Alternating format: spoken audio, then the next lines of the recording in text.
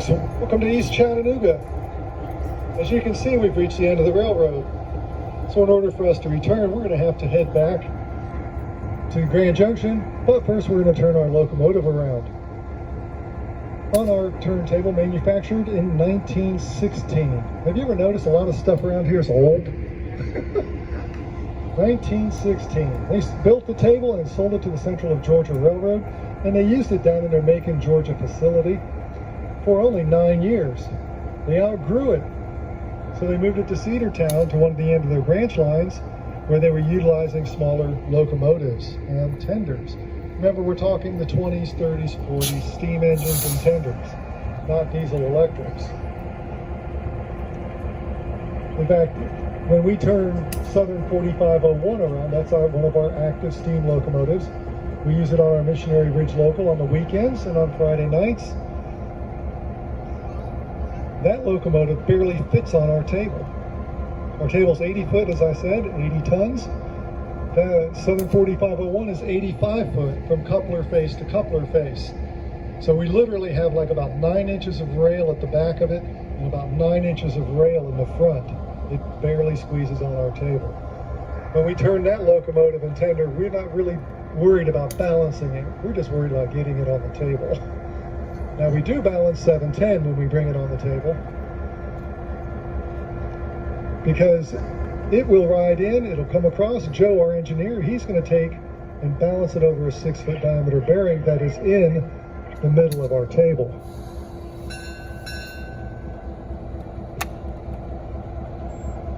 Now it's interesting to know that back in the day, in the 20s and 30s and 40s, this table is also known as an Armstrong table. Armstrong. You see where I'm going with that? When a locomotive and tender were on the table, 4 to 6 men would come out, utilizing poles at the end of the table, and turn it by hand. But today we don't have to worry too much about that, because when we installed the table in 1982, we put electricity to it. So we have a 25 horsepower motor, which our trainman Justin is going to use just one finger. So we've gone from 6 men down to 1 finger to turn this table. So Nashville, Chattanooga, and St. Louis Railway number 710, manufactured by the Electromotive Division of General Motors. Yes, folks, Camaros, Corvettes, and Cadillacs, and GP7s coming out of General Motors. 2 different divisions, though. Now, they built this as a GP7, meaning behind the hood of our engineer is a 1,500 horsepower, 16-cylinder diesel engine called a prime mover. Now this prime mover, as it sounds, doesn't move the locomotive.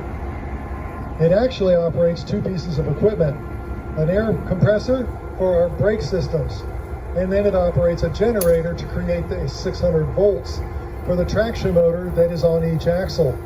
So we have 4 axles, 4 traction motors. Now the NC&STL would merge in and become part of the Louisville and Nashville, the L&N Railway. During its tenure with the L&N, it was in a head-on collision just outside Birmingham. L&N did not want to mess around with rebuilding it, so they put it up for auction as scrap.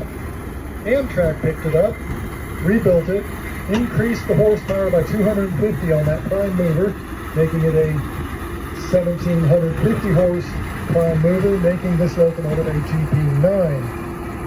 Now, after Amtrak was finished using it in the Northeast Quarter on their maintenance of way division, they put it up for auction.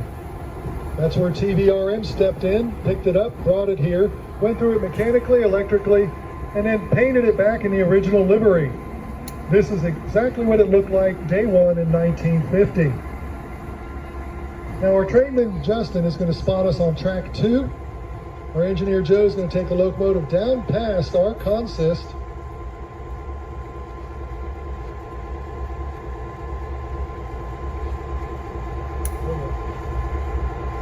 Okay, now we're lined up.